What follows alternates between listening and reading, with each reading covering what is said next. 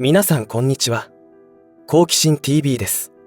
今回の動画は時折コメント欄に書き込まれる食料備蓄の必要性は分かっているけど金もなければ収納スペースもないという嘆きにも似たコメントに答える形の動画を作成しました。自分が置かれた状況を嘆いてできない理由を探しても一向に事態は好転しないわけですが、具体的に目標を明確にしてどのように取り組むかが明確になることで一気に事態は好転します。私にも備蓄をしていない時期があり、満を持して始めた時があったわけです。その時に行った手法を紹介していきます。週ごとのメニューと予算を明確にすることで1ヶ月、1年のイメージがはっきりしてきます。そして予算が足りない時はどうするかなどの対策もお伝えしていきます。私も経済的弱者に陥っている状態から食料備蓄を始めています。経済状況は多少改善されたものの、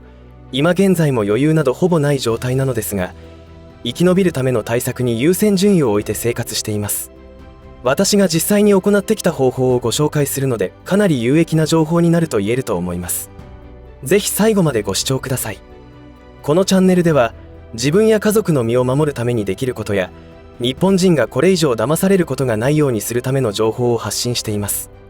チャンネル登録がお済みでない方はぜひチャンネル登録をお願いします。また、YouTube では配信できませんが、皆さんの身を守るために重要な情報はメディアブルで配信しておりますので、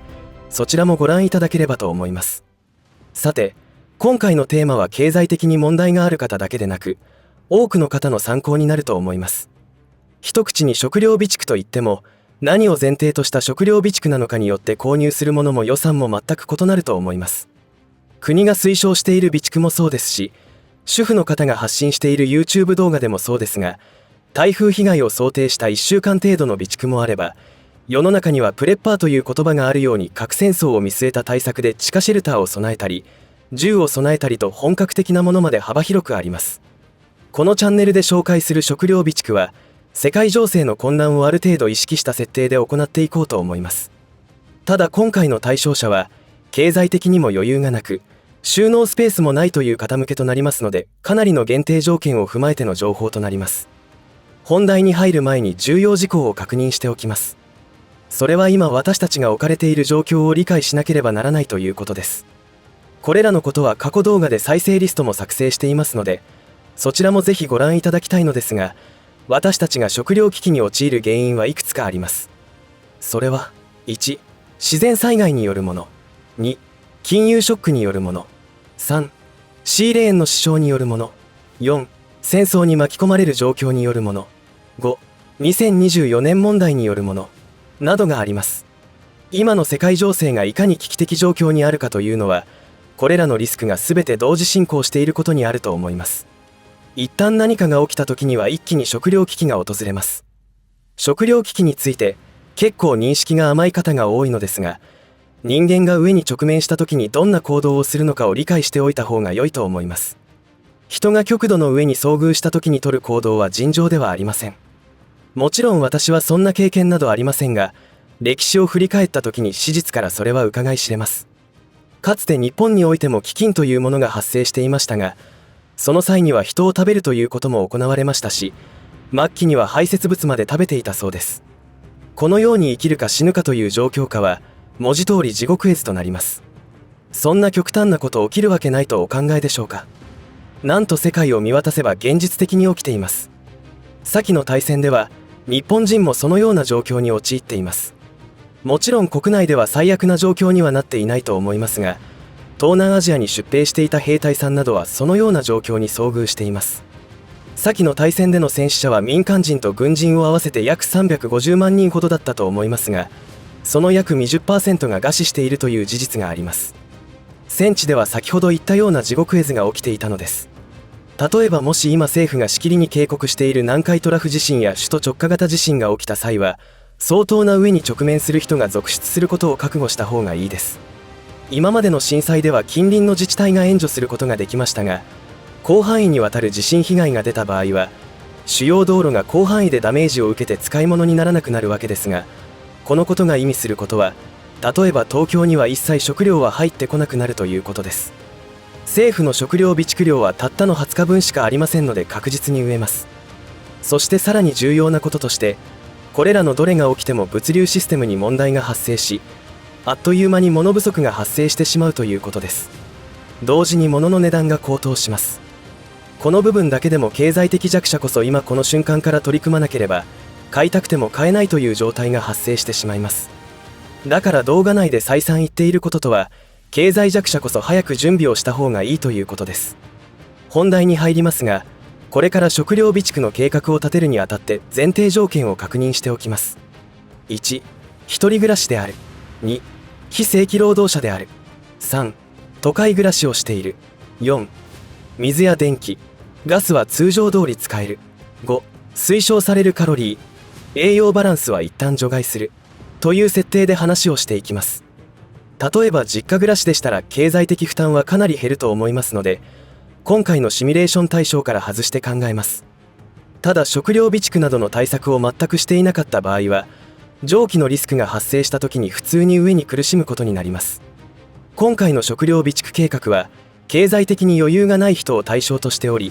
とにかく食いつないで生き延びることに重点を置いていますから、1日3食腹いっぱい食べるということは諦めてください。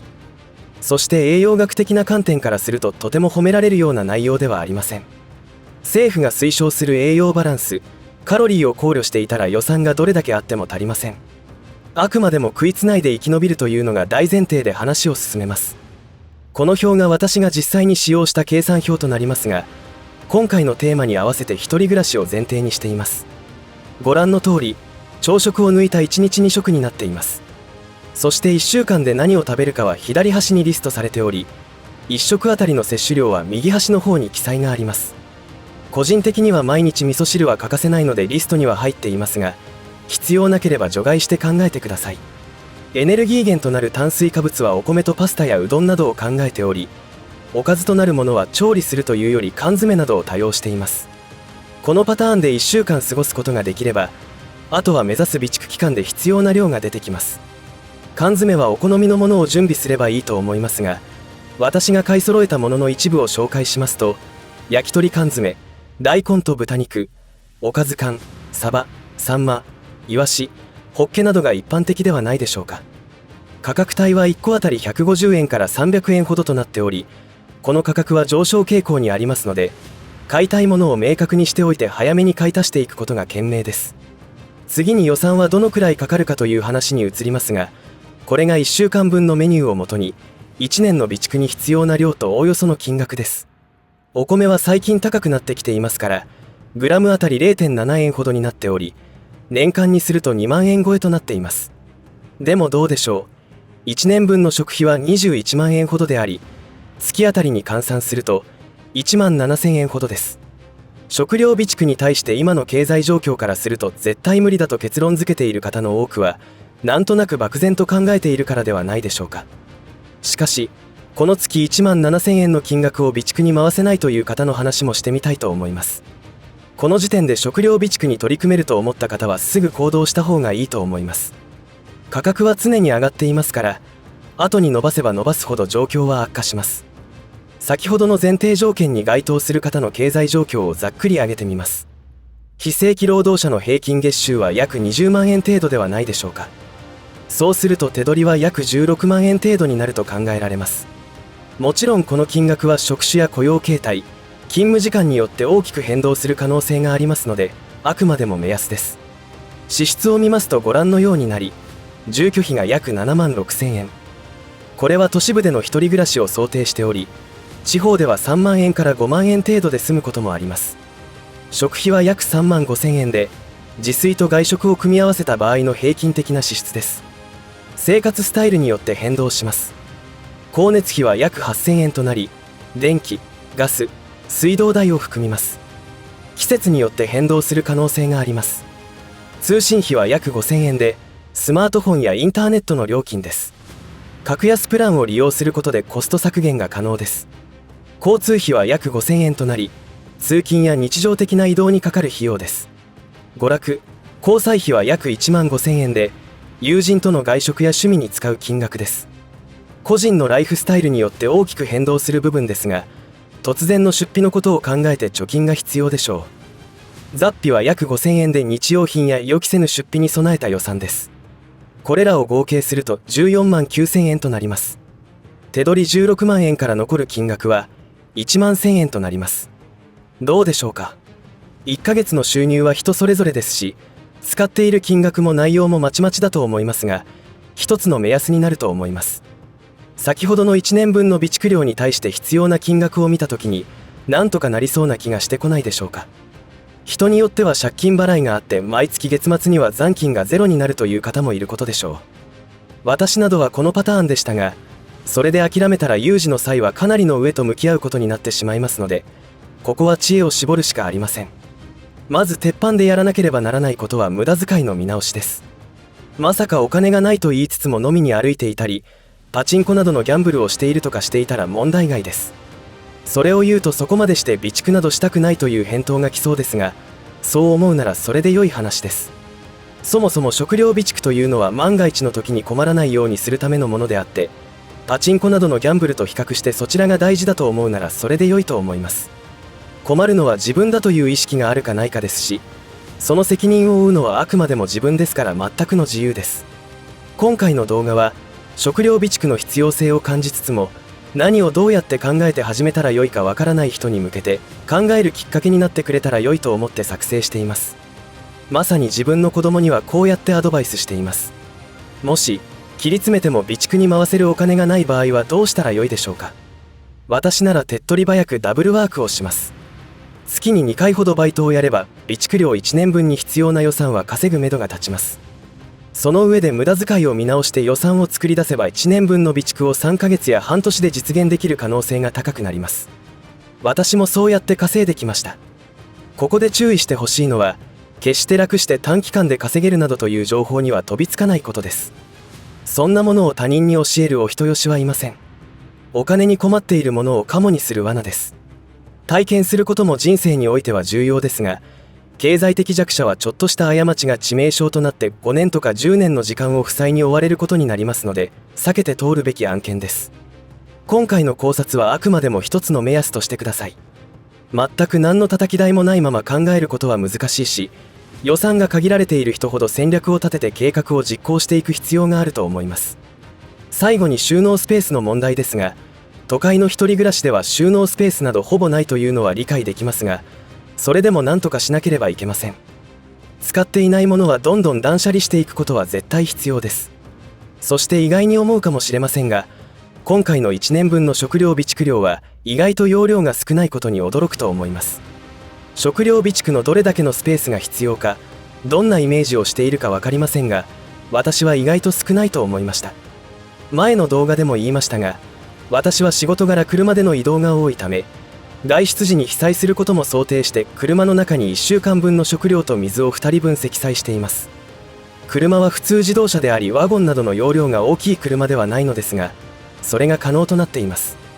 まずはやってみて問題はそこで考えるということが前に進むコツだと思います。いかがだったでしょうか。繰り返しとなりますが、今回の設定は栄養学的に正しいとは言えない内容になっているかもしれません。しかし有事の際には栄養バランスを考えた食事など考えている場合ではなくなります。さらに添加物が入った食品だとか農薬を使用した米だとかということも言っている場合ではないと思います。先の大戦では毎日芋ばかりを食べていたという話は頻繁に聞くと思いますが、なんとか生き延びることはできたわけです。よってとにかく食いつないで生き延びることに集中した作戦を考えました。私が取った作戦は、まずは3ヶ月の最低限の食料を確保した後に、あまりに殺伐とした食事内容なのでフルーツ缶詰やお菓子類の補充などをしていきました。そしてそこから今度は半年分の最低限の食料備蓄をしていきます。この繰り返しをしていけば良いと思います。そして徐々に何を想定した食料備蓄かという前提条件も厳しいものに設定を変えていき、電気がない場合のことを考えてソーラーパネルやポータブルバッテリーなどの購入を考えていきます。さらにこれからの季節なら暖房はどうしようかなどを考えたりして幅を広げていけば良いと思います。一気にあれもこれも手を広げるとどれも中途半端になると思いますので、まずは最低限食いつないで生き延びることを考えていけば良いと思います。ちなみに金融ショックが世界を襲った場合、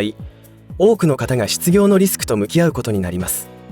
そのような状況では非正規労働者から職を失うことになるわけですが、その際でも食料備蓄が命を救うと思います。もちろん家賃の支払いとか困ることは間違いありませんが、その上で空腹に襲われることになったらかなり危険な状態になってしまいます。脅すわけではありませんが、世界経済もかなりの危機的状況になりつつありますので、考えることばかりできついですが、今の時代を生きる私たちの置かれた立場であると開き直って受け入れて対策していくしかありません。ぜひ諦めることなく取り組んでください。この動画がこれから食料備蓄に取り組んでいこうとしている方のお役に立てればと思います。最後までお付き合いありがとうございました。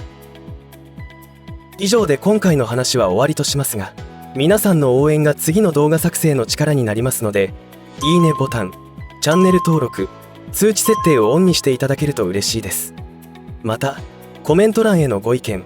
ご感想の書き込みもいただけたら励みになります。最後までご視聴ありがとうございました。好奇心 TV でした。